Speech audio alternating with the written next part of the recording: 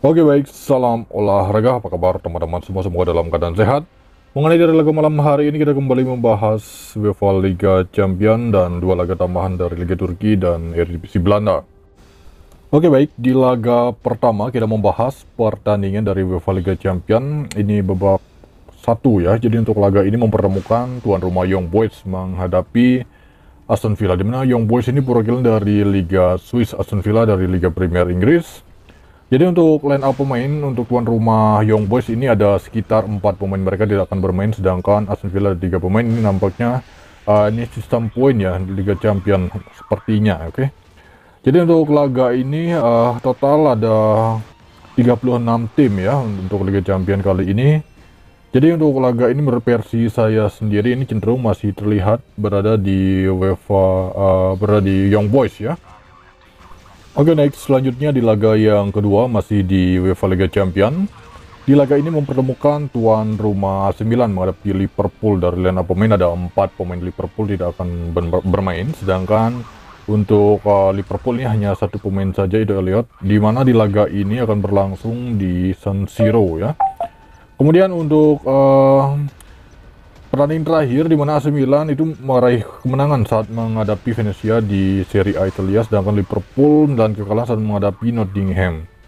Jadi untuk laga ini kedua tim sudah sempat bertemu pada tahun 2022, di mana pada waktu itu kemenangan tuan rumah Liverpool di kandang dengan skor 4-1. Untuk laga ini cenderung berada di Milan menahan handicap untuk analisa skor di under goal. Oke, next di laga yang ketiga kita membahas pertandingan tuan rumah Real Madrid menghadapi Stuttgart. Dan pemain untuk tuan rumah Real Madrid ada 4 pemain tidak akan bermain, yaitu ada Alaba, Camavinga, Clabos, dan Diaz ya. Kemudian untuk Stuttgart ada 3 pemain saja. Tim yang diunggulkan sudah jelas itu Real Madrid. Di laga terakhir Real Madrid meraih kemenangan di La Liga saat menghadapi tuan rumah Real Sociedad dengan skor 2-0. Sedangkan di laga terakhir untuk Stuttgart meraih kemenangan saat menghadapi tuan rumah Bayern Mönchengladbach ya dengan skor 3-1. Jadi untuk laga ini pertemuan pertama ini nampaknya tidak sistem grup ya, nampaknya sistem poin untuk Liga Champion kali ini sepertinya ya. Jadi untuk laga ini rekomend berada di Real Madrid mengepur handicap analisa skor di over goal. Oke baik, memasuki laga yang keempat masih di UEFA Liga Champion. Di laga ini mempertemukan tuan rumah Bayern Munchen menghadapi Dinamo Zagreb. Lena pemain untuk tuan rumah Bayern Munchen di laga ini sekitar ada 6 pemain mereka tidak akan bermain, sedangkan untuk Dinamo Zagreb ini sekitar ada 3 pemain saja. Dimana di laga terakhir Bayern Munchen mampu meraih kemenangan saat menghadapi Holstein Kiel dari lanjutan Bundesliga dengan skor 6-1. Sedangkan Dinamo Zagreb di laga terakhir dan kekalahan saat menghadapi Hajduk Split. Head-to-head terakhir kedua tim sudah sempat bertemu pada tahun 2015, di mana pada waktu itu ya 2 kali pertemuan.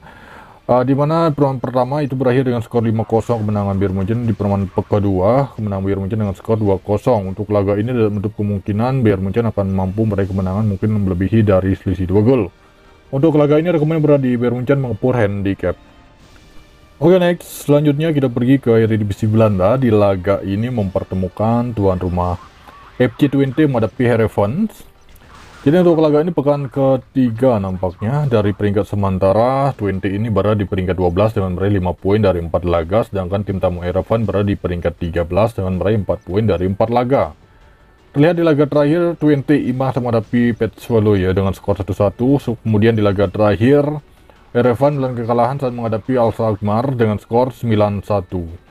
Head-to-head terakhir kedua tim sudah sempat bertemu pada bulan 4 berakhir dengan skor imbang yaitu 3-3. Tidak menutup kemungkinan walaupun ada beberapa pemain mengalami cedera, masih sangat baik berada di tuan rumah Twente mengepur handicap. Next, selanjutnya memasuki laga yang terakhir kita membahas pertandingan dari Turki Superliga. Jadi untuk laga ini mempertemukan tuan rumah Galatasaray menghadapi Gaziantep ya. Tim yang diunggulkan Galatasaray mengepur handicap lineup pemain. 1 pemain sudah dipastikan tidak akan bermain untuk tuan rumah Galatasaray, sedangkan Gaziantep 1 pemain masih diragukan. Di laga terakhir Galatasaray mampu meraih kemenangan dengan skor 5-0 di kandang saat menghadapi Risenspor, sedangkan di laga terakhir Gaziantep dan kekalahan di kandang Sivasspor dengan skor 3-2. Head-to-head terakhir kedua tim sudah sempat bertemu pada bulan 1, di mana pada waktu itu kemenangan tuan rumah Galatasaray dengan skor 2-1. Rata-rata Galatasaray selalu mampu meraih kemenangan. Kemungkinan besar di laga ini karena PUR cukup tinggi, bisa jadi Galatasaray menangkan laga melebihi dari selisih 1 gol walaupun ini masih awal musim. Oke, untuk laga ini rekomend berada di Galatasaray mengepur handicap.